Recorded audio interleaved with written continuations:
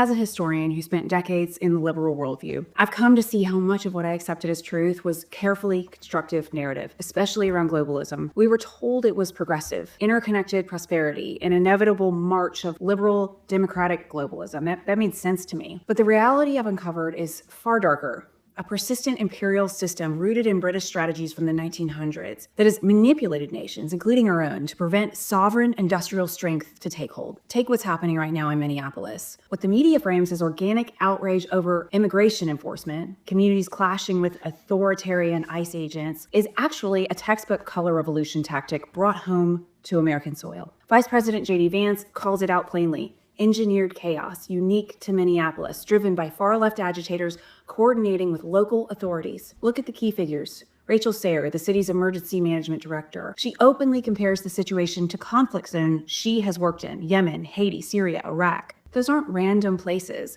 They're sites of repeated regime change operations. So why escalate now? Because President Trump's new 2026 national defense strategy just slammed the door on 80 years of US-backed regime change abroad. It's big. No more democracy promotion, no more color revolutions overseas, no more using American power to enforce a post-war global order that keeps nations in perpetual conflict for imperial control. The strategy shifts focus: defend the homeland first, protect the Western Hemisphere, reviving Monroe Doctrine principles. Deter China through strength, not endless confrontation.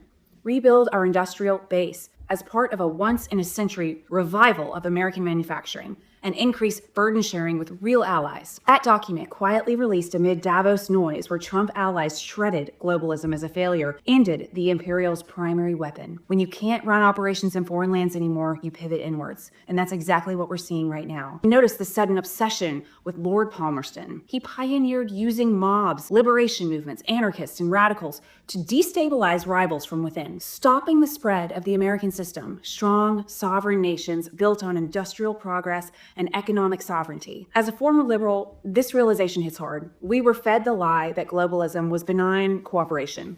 And in truth, it was a tool to suppress the very principles our republic was founded on. Their new defense strategy proves that we're not playing by their rules anymore. This is the fight for true sovereignty. And understanding the history is how we win it. As historians, we owe it to the truth and to our country to keep exposing these patterns.